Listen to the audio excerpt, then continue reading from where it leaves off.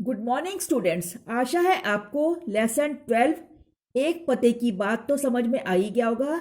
आज हम इसके क्वेश्चन आंसर और एक्सरसाइजेस करेंगे। सबसे पहले है शब्दार्थ। अभिमान, अभिमान का मतलब घमंड। आय, आय का मतलब आमदनी। डींग हाँकना, बड़ाई करना। शोक, दुख। सत्संग, अच्छे लोगों की संगत। प्रमाणित, प्रमाणित का मतलब होता है साबित। ये आपको कॉपी में करना है। मौखिक, मौखिक उत्तर दो, ये भी कॉपी में करना है। का, घर के मुखिया का गुजारा किससे चलता था? आंसर है इसका, घर के मुखिया का गुजारा दुकान की आय से चलता था। संत ने क्या खबर फैला दी? संत ने यह खबर फैला दी कि बाघ ने मुखिया को खा लिया है। गा, घर के मुखिया के वापस आने पर उसकी पत्नी ने उससे क्या कहा?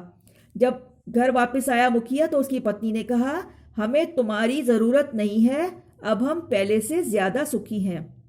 अब है ये लिखित, ये आपको बुक में ही करना है। सही उत्तर पर सही का चिन्ह लगाओ।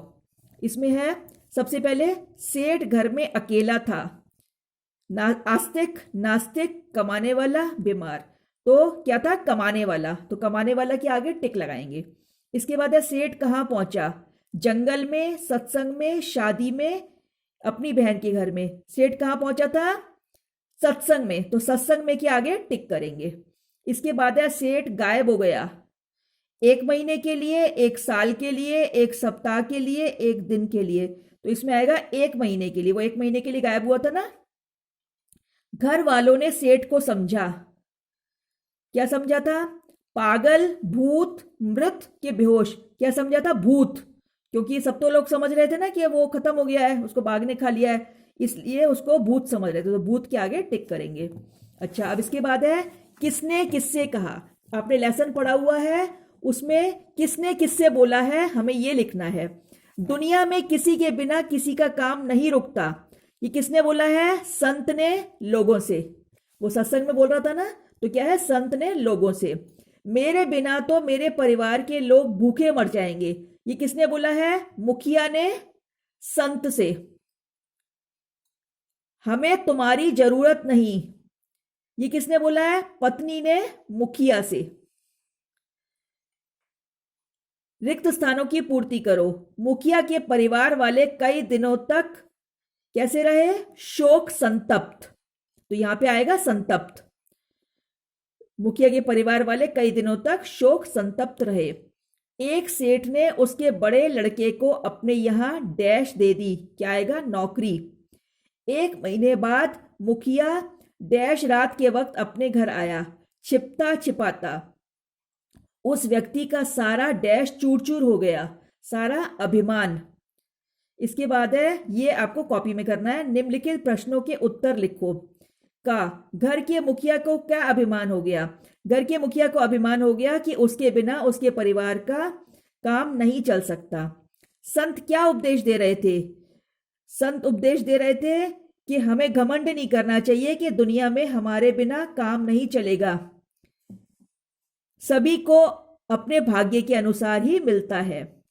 घर के मुखिया की मरने की खबर किसने फैलाई? किसने फैलाई थी? संत ने। संत ने घर के मुखिया के मरने की खबर फैलाई थी। लोगों ने शोक संतप्त परिवार की सहायता कैसे की?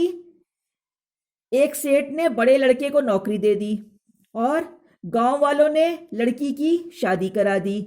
और क्या हुआ था? एक व्यक्ति छोटे बेटे की पढ़ाई का खर्च देने लगा। ऐसे सहायता हो गई। घर के मुखिया का अभिमान कैसे चूर हो गया?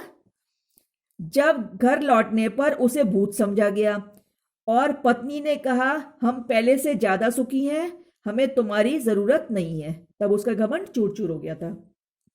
अब है ये भाषा ज्ञान।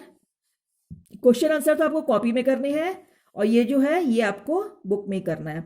दिए गए मुहावरों को उनके अर्थ से मिलाओ।